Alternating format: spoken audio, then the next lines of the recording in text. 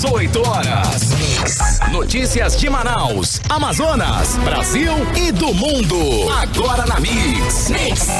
Muito boa noite para você sintonizado aqui em 100,7. Começa agora o programa 18 horas de hoje. Estamos juntos até as 7 da noite aqui no Mix, no melhor Mix do Brasil. Boa noite, Cid Soares. Boa noite, tudo certo? Tudo certo, e vamos que vamos. Vamos lá, né? Hoje a gente já tem coisas assim bem especiais, né? Não só para falar o que sentimos pela manhã. Me conta aí, mano. Conta aí você. Sentiu friozinho hoje da manhã? Pois é, olha, Manaus amanheceu e com frio na quarta-feira os termômetros marcaram 21 graus centígrados. A friagem é resultado de uma massa de ar polar vinda do sul do país. A gente percebeu que ontem à noite já estava realmente uma noite bem fresquinha, né? Verdade, estava mesmo, gente. E as cidades do interior do estado também sentiu aí as temperaturas baixarem, tá? Em Humaitá, por exemplo, foi registrado 16 graus, em Lábrea 15, gente. Em Boca do Acre chegou a 13 graus, tá? Nossa. E aqui em Manaus, por volta das 9 da manhã de hoje, a sensação térmica era de 23 graus e com céu coberto. Bom, e é claro que nas redes sociais a friagem amazônica foi tema de muitas postagens e memes bem-humorados. Nós temos reportagem especial sobre o assunto na edição de hoje. Bacana. É um detalhe, né? Quem acordou às 10 da manhã já não pegou mais nada. Ah, verdade. Calorzão. O calor daqui, ele deve ter realmente ido passar para outras bandas, né? No Canadá, os termômetros chegaram a quase 50 graus. Sabe aquele nosso calor? Foi embora para lá. Pelo terceiro dia consecutivo, já na terça-feira, a cidade de Lytton bateu o recorde histórico de temperatura no país ao chegar aos 49,5 graus centígrados. Um calor atípico, né? Já deixou aí pelo menos 230 mortes. Pois é, e tá sério mesmo por lá, tá? Porque para tentar minimizar os impactos do calor, o governo suspendeu as aulas nas escolas e nas universidades e pediu para que as empresas mantenham os funcionários trabalhando de casa para evitar sair nas horas mais quentes do dia. 18 horas. Vamos agora aos destaques do programa de hoje do 18 horas. Os números parciais do viradão da vacinação e a preocupação de especialistas com o alto número de pessoas que ainda não foram receber a segunda dose da vacina. É o nosso destaque também, olha, impacto da pandemia. A expectativa de vida do amazonense reduziu em até 3 anos e 4 meses. E o motivo? A taxa recorde de morte por Covid-19. A repercussão do depoimento do deputado amazonense Fausto Júnior na CPI do Senado Federal. Houve troca de farpas entre os senadores amazonenses Omar Aziz e Eduardo Braga. E você que gosta do universo geek, de mangá, costumes plays, né, os cosplays. Pois bem, olha, o Sesc Amazonas está realizando aí a primeira edição Cuca Sesc Festival. 18 horas. Começa agora o programa 18 horas de hoje, quarta-feira, 30 de junho de 2021. Você está ouvindo 18 horas. Bom, como falamos aí no comecinho do programa, hoje muita gente sentiu um friozinho aqui em Manaus, bem gostoso mesmo. A capital amazonense registrou na madrugada a madrugada mais fria do ano. Termômetro registrando 21 graus Celsius, segundo os institutos de meteorologia. A temperatura baixa é reflexo da grande frente fria que avança sobre o sudeste e o centro-oeste do Brasil. Exatamente, Cid. Foi um dia em que a temperatura caiu bastante e a sensação térmica fez muita gente tirar o casaco do armário para se esquentar. É um fenômeno na Amazônia conhecido como friagem. Municípios do sul do estado registraram baixas temperaturas na madrugada. Em Humaitá, por exemplo, foi registrado 16 graus, em Lábrea 15 graus e em Boca do Acre chegou a 13 graus. Faz ideia? Pois é, a entrada de ar frio na região amazônica é um fenômeno que ocorre todos os anos nesta época do ano. Porém, algumas vezes esse ar frio pode ser tão intenso que ultrapassa a linha do Equador e chega ao hemisfério norte. Pois é, olha, e são 3 dias, tá? Geralmente, né? Todos os anos, 3 dias de frio, aí começa aquele nosso sol para cada um. Né? Sol para cada um. Como vinha sendo previsto, né, pelo clima-tempo, uma grande frente fria chegou ao sul do Brasil no primeiro fim de semana do inverno, onde provocou temporais especialmente sobre o Rio Grande do Sul. Mas fortes pancadas de chuva também ocorreram em locais de Santa Catarina e do Paraná. Aliás, todo mundo que a gente conhece de lá reclamando muito que está um frio absurdo. E nos próximos dias, essa frente fria avança sobre o sudeste e o centro-oeste, causando mudanças no tempo, também parte do norte e do nordeste. E esta frente fria está chamando muita atenção dos meteorologistas, porque chega intensa e vai avançar aí pelo interior do Brasil, o que se chama tecnicamente de frente fria continental, causando muito frio na virada de junho para julho deste ano. O centro da massa de frio, que é onde o frio é mais intenso, que vem com esta frente fria é forte e vai passar exatamente sobre o sul do Brasil antes de ir para o mar. Pois é, e agora nós vamos saber muito mais informações sobre essa frente fria na reportagem de Ananda Chama. Quem mora em Manaus observou que hoje a cidade amanheceu com um clima diferente, bem friozinho. Esse fenômeno, conhecido como a friagem por boa parte dos amazonenses, é caracterizado pelo deslocamento de uma forte massa de ar polar sobre o centro-oeste e o norte do Brasil, causando uma queda na temperatura.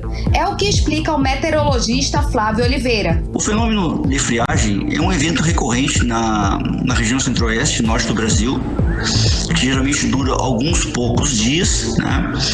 Associado aí à incursão de uma forte massa de ar polar sobre o continente e caracterizada por uma acentuada queda de temperatura. Hoje, em Manaus, a temperatura mínima foi de 21 graus Celsius às 7 horas da manhã e a menor temperatura na região norte foi de 8,5 graus Celsius em Vilhena, Rondônia. Em Manaus e região, as temperaturas devem ainda permanecer ligeiramente abaixo da média nos próximos dias, com a mínima em torno dos 20, 21 e a máxima não ultrapassando os 29 graus Celsius. Possibilidade de chuvas isoladas somente a partir de sexta-feira. Um forte abraço, Flávio Oliveira, diretamente do Instituto Nacional de Meteorologia, para os ouvintes da Rádio Mix. Ananda Chama, para 18 horas. Você está ouvindo 18 horas. E terminou agora há pouco mais um viradão da vacinação contra a Covid-19 aqui em Manaus. Começou às 9 horas da manhã de ontem e acabou agora às 6 da tarde. Só ontem foram vacinadas 44.896 pessoas aqui em Manaus. E até às 5 da tarde de hoje, mais 35 mil haviam se vacinado, totalizando 80 mil. E o dia ainda encerrou com 70 mil pessoas imunizadas. O balanço oficial ainda vai ser divulgado. E a meta era vacinar 100 mil pessoas com mais de 28 anos. E a confirmação da chegada de novos carregamentos de vacina, o governo e a prefeitura aqui de Manaus decidiram aí estender a vacinação para quem tem 27 anos desde a manhã de hoje. O governo federal enviou hoje, o Amazonas, chegou aqui no Amazonas, hoje, 47.500 doses do imunizante AstraZeneca e amanhã devem chegar 19.890 doses da Pfizer. E com isso, a tendência é de que ainda esta semana a vacinação chegue ao grupo de quem tem 25 anos. Vale destacar que quase 55% da população de Manaus já está vacinada com pelo menos uma dose da vacina. Mas a preocupação agora é com as pessoas que tomaram a primeira dose e não estão voltando aos postos para receber a segunda dose. Até tarde de hoje, Karime, o Amazonas aplicou 1.940.000 doses, sendo que apenas 541 mil pessoas tomaram as 2 doses que garantem a imunização satisfatória. Esse total representa menos de 30% da população. Pois é, Cid, o baixo índice de imunizados com as 2 aplicações aqui em Manaus e no interior do estado. Fato que preocupa principalmente pelo risco de reinfecção do vírus ou até mesmo a ineficácia da imunização com a demora para a aplicação da segunda dose. Vamos conferir mais detalhes sobre o assunto agora na reportagem de Júlia Gomes. Até o fim da manhã desta quarta-feira, o Amazonas havia aplicado cerca de 1.938.000 doses das vacinas contra a Covid-19. Dessas, um pouco mais de 1.396.000 foram de primeira dose e apenas 541.700 pessoas receberam a segunda dose. Os dados são do vacinômetro da Fundação de Vigilância em Saúde do Estado. Em percentuais, mais de 70% da população já recebeu a primeira dose da vacina contra o novo coronavírus, mas isso não significa que essa parcela da população está imunizada. Afinal, apenas 38,8% completou o esquema vacinal, recebendo a dose de reforço. Na capital amazonense, até a manhã de hoje, 1.162.000 doses foram aplicadas. 849.800 eram de primeira dose e um pouco mais de 313.000 de segunda dose, segundo o vacinômetro municipal. O doutorando do Programa de Biologia pelo Instituto Nacional de Pesquisas da Amazônia, Lucas Ferrante, afirma que a primeira dose imuniza muito pouco, principalmente com relação às variantes do vírus em circulação, e que as pessoas precisam se vacinar e voltar para tomar a segunda dose, pois um estudo desenvolvido pelo grupo de pesquisadores que ele faz parte mostrou a capacidade de reinfecção pela mesma linhagem do vírus. A vacina foi feita a partir da linhagem selvagem, que deu origem à pandemia, mas hoje nós temos várias variantes em decorrências de mutações pela alta transmissão do vírus na comunidade. Então, é extremamente necessário que se tome a segunda dose como um reforço, justamente para que o sistema imunológico gere uma quantidade maior de resposta que seja suficiente para responder às diferentes variantes. O pesquisador do INPA, Lucas Ferrante, alerta ainda para o prazo de vacinação da segunda dose da vacina da Pfizer, no intervalo menor de pelo menos um mês, como recomenda o laboratório, e não em 3 meses, como está sendo feita pela Secretaria Municipal de Saúde de Manaus. É extremamente necessário que se estabeleça a vacinação dentro de um mês e não dentro de 3 a 4 meses, como a Prefeitura e o Ministério da Saúde determinaram. A segunda dose dentro desse prazo, como estabelece o laboratório, é essencial para garantir a melhor resposta imunológica.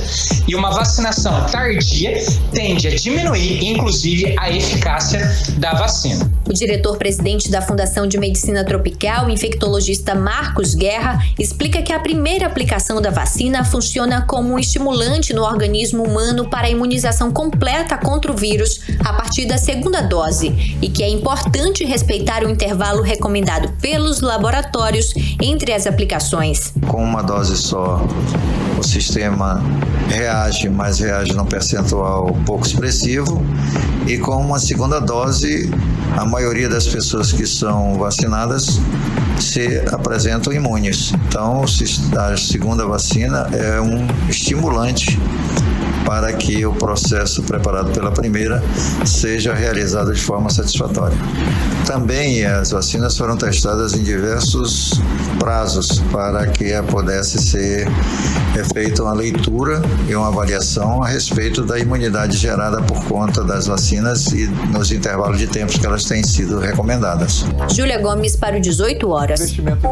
Bom, vamos então aqui repetir novamente o que a gente fala, tá? Não acredite em notícias contra a vacina. A vacina salva, gente. A vacina é a arma, é a única arma, aliás, eficaz que nós temos para combater essa pandemia. Os números falam por si. Onde a vacinação está avançada, houve queda no número de mortes, internações e de novos casos. Vou lembrar aqui o que a gente conversou, né, Cid, na semana passada. A gente falou da Islândia, que anunciou na sexta-feira passada que levantou todas as restrições, acabou as restrições contra a Covid-19 lá, graças ao Tem um público todo vacinado. Ao avanço da vacina, exatamente. Com pelo menos ela tem lá 87% da população vacinada. E esta decisão foi a primeira, sim, lá na Europa, né, Cid? Exatamente. Outra coisa, mesmo que não fosse a vacina a principal arma, a vacinação tem que ser feita, não tem como fugir disso, né? Não é legal, não é bacana, acho que não só por você, mas pelas pessoas com quem você convive. E um levantamento feito pela Fundação de Vigilância em Saúde do Amazonas mostra uma tendência de queda no número de mortes e de internações por Covid-19 aqui no estado. A queda foi registrada em todas as faixas etárias, mas foi maior entre as pessoas de 60 anos ou mais, justamente o grupo que tem mais pessoas já vacinadas aqui no estado. Pois é, os números falam por si, minha gente. Em janeiro deste ano, durante o pico da segunda onda, a taxa era de 879 mortes a cada 10 mil habitantes de 60 anos ou mais. Agora, no final de maio, esse número caiu para 53, uma redução de 94%. E a queda no número de internações por Covid nessa faixa etária também foi significativa, de 90%, mais um indicativo aí da eficiência, assim, das vacinas em evitar casos graves. E com isso, o número de sepultamentos aqui em Manaus voltou aos índices de 2019, antes da pandemia, com média aí de 35 por dia. Na semana passada houve, momentos aí nos cemitérios de Manaus em que não havia vítima de Covid para sepultar, que foi um tremendo alívio.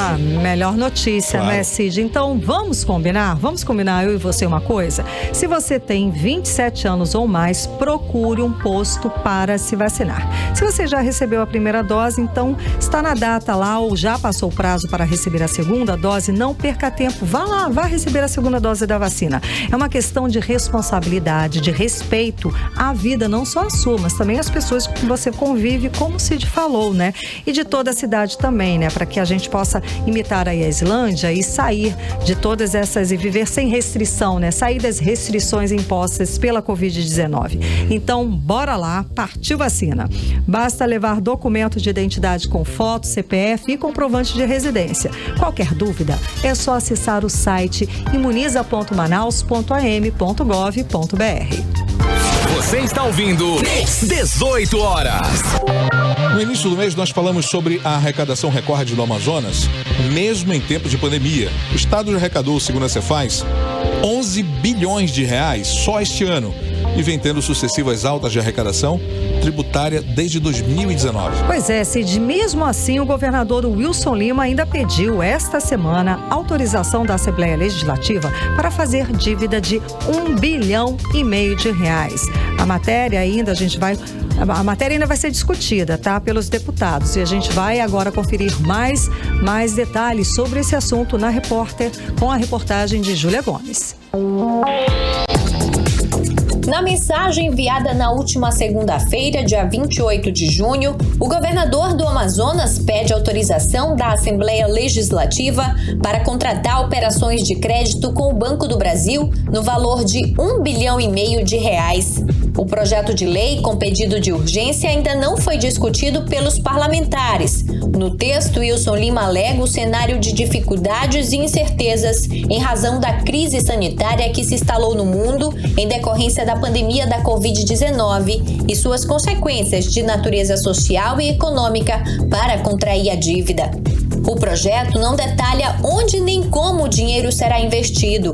Diz de forma genérica que os recursos provenientes das operações de crédito autorizadas serão aplicados para gerar empregos e renda para a população, com investimentos nas áreas de educação, saúde, segurança pública e infraestrutura. O estado do Amazonas, de acordo com a Secretaria da Fazenda, já arrecadou 11 bilhões de reais só este ano e vem tendo sucessivas altas na arrecadação tributária desde 2019. O Amazonas arrecadou em apenas 4 meses, de janeiro a abril, 7 bilhões e 381 milhões de reais, mais um recorde de arrecadação, mesmo em tempo de pandemia. E a receita não para de subir. Só em maio deste ano, a arrecadação foi 60% maior que em maio de 2020. Em apenas 4 meses, o governo de Wilson Lima arrecadou quase 1 bilhão a mais que no mesmo período do ano passado. De acordo com o último relatório da Cefaz, a porcentagem da dívida consolidada do Estado é de 38,8% da receita corrente líquida. Em números absolutos, a dívida é de 6 bilhões 616 milhões de reais. O deputado Wilker Barreto considerou o pedido do governador Wilson Lima um absurdo diante das contas públicas do Estado, batendo o recorde de arrecadação há 2 anos seguidos, e disse que, por ele, o projeto não passa na Casa Legislativa. Nós estamos falando que o Estado que vem batendo ano após ano, mesmo em pandemia, recorde de arrecadação, emprestar dinheiro para um governo que não sabe nem se termina o mandato, é um absurdo, é incoerente, sem fundamentação. Não vai construir nada, não vai investir nada, não é um Prosamin, não é nada. É mandar mais dinheiro para um governo que a gente já sabe que não aplica de forma correta o dinheiro do contribuinte. Para esse governo não tem empréstimo, da minha parte não tem. Júlia Gomes para o 18 horas. Mas a gente sabe que vai acabar sendo autorizado sim, que os deputados vão autorizar e vão dizer sim, porque a maioria está apoiando todas as ações do governador Wilson Lima. Não fiscalizam, aprovam tudo que o governador propõe e mantém arquivados aí mais de 10 pedidos de impeachment contra o governador Wilson Lima e o vice Carlos Almeida. Não abre uma CPI para apurar a responsabilidade do governador sobre a falta de oxigênio, que matou dezenas de pessoas asfixiadas no início deste ano aqui em Manaus e no interior do estado. Isso aí eu não tenho nem dúvida, já está assinado, praticamente certo isso. A atual Assembleia não tem independência para dizer não para o governador. Eles fazem tudo que seu mestre manda e por isso é motivo de chacota em nível nacional. E digam que eu estou mentindo, duvido. Por não ter oposição na Assembleia, é que o governador comete as maiores barbaridades com os recursos públicos. O governador foi denunciado por chefiar uma suposta organização criminosa no Amazonas pela Polícia Federal e Procuradoria-Geral da República. E os nossos deputados? Eles não indiciaram o governador na CPI da Saúde. Um absurdo, Cid. Bom, tivemos aí 3 secretários de saúde do Amazonas presos, acusados de participar de desvios de recursos da saúde. E nenhum deles foi indicado pela Assembleia Legislativa do Estado. Nenhum deles foi indiciado pela Assembleia Legislativa do Estado. O que os deputados querem é distribuir aí as cestas básicas com fotinho e tudo mais, né, no interior do Estado. Puxar o saco do governador, pois é, livrar o Wilson Lima de complicações políticas e criminais e se reeleger usando sim a estrutura do governo do Amazonas. Mas o eleitor está mais atento com certeza e vai responder à altura esse comportamento covarde dos nossos deputados estaduais. Você está ouvindo 18 horas. E ainda hoje aqui no 18 horas, impacto da pandemia. A expectativa do amazonense, a expectativa de vida do amazonense reduziu em até 3 anos e 4 meses. O motivo, a taxa recorde de mortes por Covid-19. É o nosso assunto em instantes. Você está ouvindo 18 horas. Agora vamos saber a previsão do tempo e temperatura para esta noite aqui em Manaus. Teremos uma noite de friagem, Carime Leão. Previsão do tempo. Olha, de acordo com informações do Clima Tempo, Cid, vamos sim, tá? Porque a mínima prevista é de 21 graus e a máxima não deve passar dos 29 graus, tá? A previsão é de pancadas de chuva durante a noite e a madrugada. As chances de chuva são de 90% e a umidade relativa do ar fica entre 41% e 87%. Mix. E hoje as águas do Rio Negro baixaram mais 1 centímetro e agora a cota está em 29 metros e 96 centímetros, depois de ter atingido 30 metros e 2 centímetros. O rio, portanto, já secou 6 centímetros e a tendência é intensificar esse ritmo de vazante. Pois é, mas mesmo assim, várias ruas do centro da cidade continuam alagadas e só devem se livrar das águas quando o rio baixar mais uns 30 a 40 centímetros. A enchente deste ano foi recorde e atingiu cerca de 10 bairros aqui em Manaus, causou prejuízos em pelo menos 58 dos 62 municípios do estado e afetou diretamente a vida de mais de 450 mil pessoas. 18 horas. A taxa recorde de morte por Covid-19 até abril de 2021 reduziu a expectativa de vida dos amazonenses em até 3 anos e 4 meses. Bom, e esse dado faz parte de um estudo divulgado nesta terça-feira na Nature Medicine, uma revista médica internacional. Vamos conferir mais detalhes sobre o assunto agora na reportagem de Ananda Chama. Estudo divulgado ontem pela revista médica internacional Nature Medicine aponta que a expectativa de vida dos amazonenses reduziu em até 3 anos e meio por conta das mortes por Covid-19. Com base para o estudo, foram usados dados sobre o total de mortes registradas em 2020 e janeiro a abril de 2021, para medir e comparar o número de mortes entre os estados. O estudo destaca a queda da expectativa de vida ao nascer em 2020, de 1 a 3 anos, e a redução da expectativa de vida aos 65 anos em 2020 foi de quase 1 ano, colocando o Brasil de volta aos níveis de 2012. Conversamos com o médico intensivista do Hospital 28 de Agosto, de Emerson Silva, que explica a importância do cuidado da saúde em meio à pandemia. A pandemia, infelizmente, como todos nós ouvimos, sabemos, que já foi nos transmitido, esse momento peculiar, ela nos amputou, nos tirou da nossa rotina diária. Mudou nossa forma de alimentar, a nossa forma de nos relacionar e nossa forma de cuidar do nosso corpo. Infelizmente, por algumas limitações, deixamos de ter nossa rotina saudável. Muitos que se tornaram durante a quarentena pararam, não só suas atividades laborais, mas pararam a rotina do dia a dia que todo mundo possuía, começaram a ganhar um pouco mais de peso, começaram a comer de forma desregrada, houve um certo relaxamento em relação a isso. Cuidar da saúde tem que ser algo sempre batido nessa tecla. O quão é importante, não só por conta daqueles que ainda não tiveram Covid, mas daqueles que tiveram Covid, passaram por essa fase de infecção, superaram e até então não manifestaram nenhum comprometimento, nenhuma sequela. E também aqueles que, infelizmente, pela extensão da infecção, pelo tempo prolongado de convalescência, mantiveram ou mantêm algum tipo de sequela. Então, o autocuidado, está buscando uma orientação profissional, está buscando ajuda para voltar a um ritmo de atividade física, a um nível de cuidado com a alimentação é de suma importância.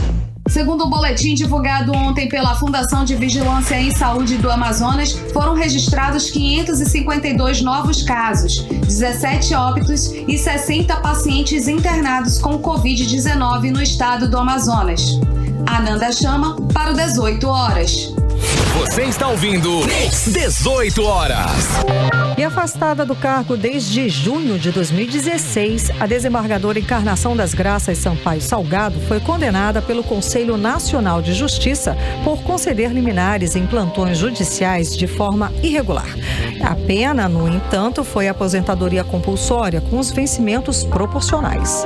O relator do processo, conselheiro Mário Guerreiro, concluiu que a consequência das decisões da desembargadora foi a soltura indiscriminada de presos acusados de cometer crimes graves, como homicídios, estupro de vulnerável e associação criminosa. Para ele, as decisões implicaram séria afronta aos princípios do juiz natural e do devido processo legal. Vale lembrar que mesmo sem trabalhar por estar afastada, a desembargadora Encarnação das Graças Sampaio Salgado recebeu R$2.700.000 em salário líquido entre junho de 2016 a maio de 2021, tempo que ficou afastada dos trabalhos na instituição. 18 horas. E hoje foi mais um dia tenso na CPI da pandemia no Senado Federal, com a presença do empresário Carlos Wizard. O empresário chegou respaldado por autorização do Supremo Tribunal Federal. Com isso, Wizard, ex-colaborador do governo do presidente Bolsonaro, decidiu ficar em silêncio hoje na CPI, mesmo avisando que permaneceria calado, ele ouviu dezenas de perguntas formuladas pelos parlamentares. Pois é, Cid, por causa disso, o empresário Wizard foi criticado por congressistas de oposição, enquanto os governistas procuraram exaltar o trabalho voluntário do empresário com refugiados. O Wizard também ouviu provocações. Vamos saber o que mais rolou hoje na CPI do Senado Federal com o nosso correspondente em Brasília, o jornalista Carlos Eduardo Matos. Bom, houve uma troca de farpas também entre os senadores do Amazonas, Omar Aziz e Eduardo Braga, ainda por conta do depoimento de ontem do deputado estadual Fausto Júnior. Não foi isso, Carlos Eduardo? Boa noite. Boa noite, Karime. Boa noite, Cid. Boa noite a todos que nos acompanham. O depoimento de ontem do deputado estadual Fausto Júnior seguiu repercutindo na CPI da Covid-19. Hoje cedo, antes do depoimento do empresário Carlos Wizard, como vocês falaram, o presidente da CPI, o senador Omar Aziz, tentou fazer uma manobra. Colocou no sistema do Senado e tentou colocar em votação vários requerimentos de quebras de sigilo bancário, fiscal, telefônico e telemático de diversas empresas de Manaus, do deputado Fausto Júnior e de familiares dele. O objetivo foi tentar atingir o deputado, porque ontem o clima ficou muito tenso depois que o deputado Fausto Júnior disse que a origem da crise da saúde vem desde os governos anteriores e que o senador Omar Aziz, que foi o governador do estado, deveria ter sido indiciado pela CPI da saúde. Só que ele não indiciou porque não teve o apoio dos membros da comissão. Esse embate entre Fausto Júnior e Omar Aziz perdurou durante quase toda a reunião de ontem da CPI e o Brasil assistiu a essa lavação de roupa suja da política do Amazonas. Hoje, o senador Eduardo Braga usou o regimento interno para questionar a atitude do presidente Omar Aziz. E isso acabou causando uma discussão logo no começo da reunião. Vamos ouvir e entender como foi. Do outro lado, precisamos conhecer o mérito e a fundamentação de 41 requerimentos que foram adicionados à pauta. Eu queria ouvir Vossa Excelência. A maioria desses requerimentos foram feitos por mim, assinados por mim, como presidente da CPI, e se trata basicamente do estado do Amazonas, senador Eduardo Braga, onde eu afirmo para Vossa Excelência que tem fortes indícios de uma conselheira que está recebendo vantagens para que o filho dela não indiciasse o governador do estado do Amazonas, Luiz Lima. Se Vossa Excelência quiser adiar, eu vou adiar, mas a maioria desses requerimentos é do mesmo pensamento, do mesmo discurso. Vossa Excelência sempre disse aqui, o Amazonas tinha dinheiro, mas eu estou agora dizendo para onde esse dinheiro foi. Eu estou da mesma forma que Vossa Excelência quer. E por que então nós não podemos apurar o consórcio do Nordeste? Não, por mim pode apurar o consórcio do Nordeste. Então vamos votar tudo. Senador Eduardo Braga. Se é para votar no critério de Vossa Excelência está pedindo quebra, inclusive de filha da conselheira. Que está fazendo uma casa sem recurso no condomínio Efigênio Salles. Mas aqui agora nós viramos Receita Federal? Não, senador. Senador, calma. Senador, não, eu estou calmo. Vossa Excelência é a primeira vez que está questionando isso, hein? E logo em relação ao estado do Amazonas. Não. Senador, por favor. Senador, essa comissão não é uma questão de disputa regional. Senador, não é uma questão de disputa regional. Braga, Vossa Excelência está apresentando isso para mim, senador Eduardo Braga. Estou dizendo isso para Vossa Excelência. Disputa regional? Eu estou dizendo isso para Vossa Excelência porque Vossa Excelência está colocando aqui a família da conselheira com que fundamentação? Isso é uma opinião de Vossa Excelência, que Vossa Excelência tem a tribuna para fazer, mas não a CPI. A CPI não é instrumento para isso. Será que os senhores senadores aqui estão à vontade de votar isso desta forma? Tá aí, então, a declaração do senador Eduardo Braga, discutindo com o senador Omar Aziz durante a sessão de hoje da CPI da pandemia do Senado Federal, ainda repercutindo o depoimento de ontem do Fausto Júnior. Nossa, muita picuinha, então, né, Carlos Eduardo? Pois é, o senador Omar Aziz sentiu, né, porque ele foi exposto ontem durante a CPI, durante a reunião. Foi uma estratégia adotada ali para tentar divergir, uma estratégia da ala governista para tentar constranger, ferir, diminuir a liderança, a credibilidade do presidente e da CPI. E o senador hoje mostrou que ele sentiu o baque e acabou tomando essa atitude, né, que chamou a atenção não só do senador Eduardo Braga, mas dos outros senadores, porque acabou que a CPI se tornou uma CPI local. Parecia que a gente estava na Assembleia Legislativa do Amazonas, mas a gente está no Senado Federal. Interessante. Mais tarde eu conversei com o senador Eduardo Braga para entender o que houve nessa reunião e ele explicou para a gente. Vamos ouvir.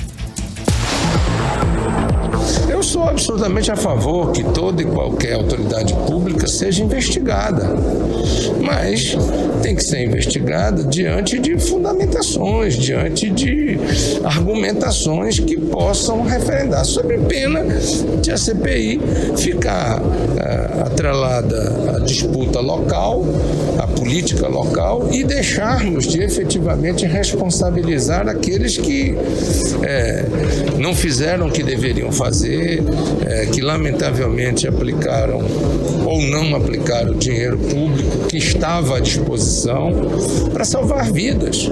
Na minha opinião, o principal culpado de tudo que aconteceu no estado do Amazonas é o governador Wilson Lima. No entanto, não vi ninguém apresentar nenhum requerimento para quebra do sigilo bancário, financeiro, seja qual for, do governador do estado. Então, essa é a diferença de você ter 2 pesos e 2 medidas. Aí, então, a gente acompanhou a fala do senador Eduardo Braga a respeito da discussão de hoje, né, durante a sessão da CPI da pandemia do Senado Federal com o senador Omar Aziz, que é presidente, né, desta CPI, né, Carlos Eduardo, que até então ele mantinha ali um tom bem apaziguador, né, ele estava mediando muito bem todos os conflitos, a gente viu já discussões calorosas lá durante as sessões da CPI, ele sempre conseguiu manter ali, abaixar os ânimos, controlar tudo mais. Só que ontem, em especial, ele foi pessoalmente, parece que ele estava sendo agredido pessoalmente, né? Ele perseguiu o deputado que estava lá como convidado para ajudar com todo o relatório da CPI da Assembleia Legislativa aqui do estado do Amazonas, não é, Eduardo? Exatamente. O senador Eduardo Braga colocou a bola no chão hoje. Depois dessa divergência entre ele e o senador Omar, a reunião da CPI seguiu em frente, deixando de lado essa questão regional do Amazonas. Os requerimentos do senador Omar Aziz não foram colocados em votação, mas foram aprovados diversos requerimentos de informação e de convocação referentes às investigações sobre a compra de vacinas. O destaque é a convocação do líder do governo na Câmara, o deputado federal Ricardo Barros, que é do Partido Progressistas, que moveu montanhas para tentar concretizar a compra das vacinas indianas Covaxin, pivô de um escândalo de superfaturamento no contrato com o governo federal. Também foi aprovada a quebra de sigilo telefônico, bancário, fiscal e telemático do ex-ministro da Saúde, general Eduardo Pazuello. Então ficou assim a agenda. Após essa reunião, uma reunião tensa, né, para aprovar a agenda dos próximos dias, ficou assim. Amanhã, dia 1º, quinta-feira, vai ser o depoimento do proprietário, do dono da Precisa Medicamentos, o senhor Francisco Maximiano. A Precisa Medicamentos tem ligação com a Bharat Biotech, que é referente a esse contrato da compra das vacinas da Covaxin. Na sexta-feira, dia 2, o depoimento do representante da VAT Medical, o senhor Luiz Paulo Dominguete Pereira. Ele está envolvido nessa questão da denúncia de propina na compra da vacina AstraZeneca, que veio à tona em uma matéria da Folha de São Paulo hoje. A Davat Medical Supply, que afirmou hoje na imprensa que esse senhor Luiz Paulo Dominguete Pereira não representa essa farmacêutica da VAT no Brasil. E ele nem é seu empregado, acabou de dizer aqui na imprensa. Ou seja, vai ver, o Ministério da Saúde estava tentando tratar com estelionatário, mas vamos aguardar.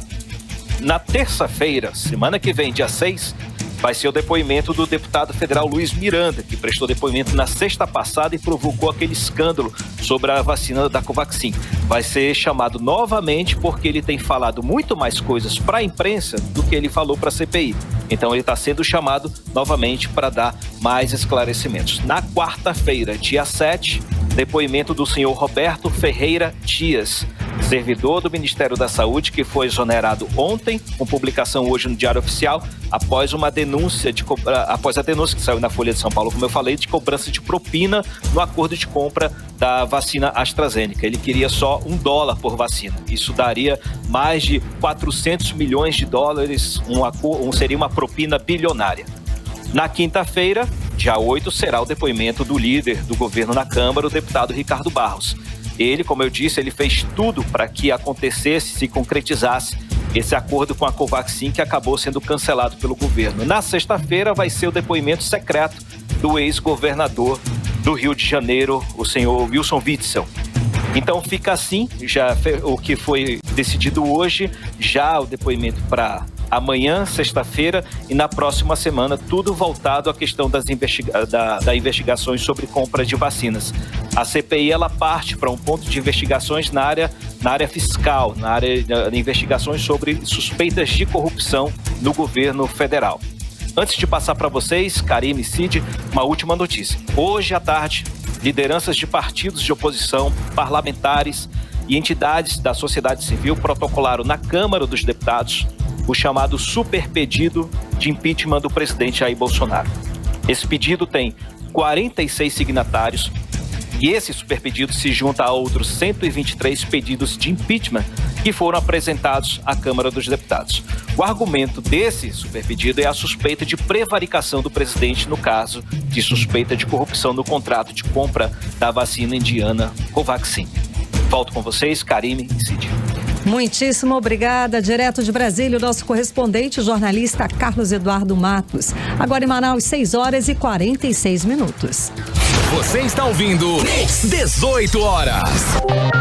E olha, você que gosta do universo geek, de mangá, cosplays, pois é, aqui no Amazonas vai rolar o Sesc está realizando melhor, né? A primeira edição do Cuca Sesc Festival, já tô aqui americanizando a coisa, né? É o nosso assunto daqui a pouquinho, logo após a playlist. Você está ouvindo 18 horas. E agora, nesse exato momento, vamos saber a previsão do tempo para amanhã com ela, Karime Leão. Previsão do tempo. Segundo informações do Climatempo, a previsão para amanhã é de sol com algumas nuvens, mas não chove, ou seja, a previsão de 0% de chuva para amanhã. A mínima prevista é de 20 graus e a máxima não deve passar dos 30 graus mesmo sem chuva. E a umidade relativa do ar fica entre 42% e 79%. 18 horas. Economia. Muito bem, vamos aos indicadores econômicos. O dólar fechou em alta de mais 0,63% e fechou o dia cotado aí a menos R$5, valendo R$4,97. Não teve muita diferença de ontem, né? O euro também fechou em alta, 0,29%, cotado a R$5,89. Já o Bitcoin fechou em baixa, menos 1,84%, cotado a R$175.152. O Bovespa, o principal índice da Bolsa de Valores, fechou também perto da estabilidade, com uma queda discreta de 0,08% aos 127.327 pontos. E agora tem uma boa notícia aqui para a economia local. Olha só, foram aprovados durante a reunião do Conselho de Administração da Suframa 33 projetos industriais e de serviços com previsão de mais de 2 bilhões e 600 milhões de reais. Esse número encanta, né? Investimentos e estimativa de geração de 1.577 empregos lá no polo industrial aqui de Manaus em até 3 anos. E o encontro aconteceu hoje de manhã no formato de videoconferência por causa da pandemia. A reunião foi presidida pelo secretário especial de Produtividade, Emprego e Competitividade do Ministério da Economia, Carlos da Costa. 18 horas. E se você gosta do universo geek de mangá, cosplay, muito bem, olha, o Sesc Amazonas realiza a primeira edição aí do Cuca Sesc Festival nessa sexta-feira, dia 2, e no sábado, dia 3. Rodrigo Soares tem mais detalhes sobre o festival, vamos conferir. O projeto Cuca Sesc Festival busca promover o intercâmbio entre o público e as instituições participantes, a cultura, o lazer, com atividades que estimulem a criatividade do pensamento. A programação acontece sempre a partir das 7 da noite e vai ser transmitida totalmente online pelas redes sociais da instituição, que é Cuca Sesc Festival. O festival vai contar com momentos de bate-papo, palestras, exposição de cosplayers e lives temáticas. De acordo com o coordenador de cultura do Sesc Amazonas, Aldenir Barros, o festival busca fomentar a criatividade e o pensar de forma diferente. Que é um projeto que busca aí fomentar, né, aquela galera jovem que tem um trabalho de pesquisa, que tem criatividade, que curte, né, essa parte de tecnologia e de ações, né, que sejam voltadas para jogos eletrônicos ou de tabuleiro, história em quadrinhos, mangás, livros, filmes, séries, costume plays. E por aí vai, a gente busca aí promover esse intercâmbio, né, entre o público e as instituições e promovendo cultura, lazer e atividades que são desafiadoras e estimulem, né, a criatividade do pensamento fora da caixa. Outra coisa também importante que a gente vai fomentar a cultura do YouSelf, né, que envolve diversas atividades através de ações virtuais. A live de abertura é nesta sexta-feira, dia 2 de julho, a partir das 7 da noite, nas redes sociais do Sesc. E uma edição presencial do Cuca Sesc Festival está prevista para ocorrer em setembro deste ano. A programação completa também pode ser acessada no site www.sesc-am.com.br/Cuca Sesc Festival. Rodrigo Soares para o 18 horas. Você está ouvindo 18 horas. E começaram hoje as inscrições para o Enem 2021. Os interessados já podem se inscrever na página do participante. As inscrições vão até o dia 14 de julho. A taxa de inscrição é de R$ 85,00 e o pagamento deve ser feito por aqueles que não estão isentos, com o guia de recolhimento da União. Mas a inscrição deve ser feita também pelos estudantes isentos, tá? As provas do Enem 2021 serão aplicadas nos dias 21 e 28 de novembro. Tanto a versão digital quanto a impressa. As duas versões também terão a mesma estrutura de prova. 4 cadernos de questões e a redação. A todos, boa sorte. 18 horas. E atenção, motoristas multados, pelo Detran, Polícia Rodoviária Federal, podem pagar as multas com até 40% de desconto por meio do aplicativo Carteira Digital de Trânsito.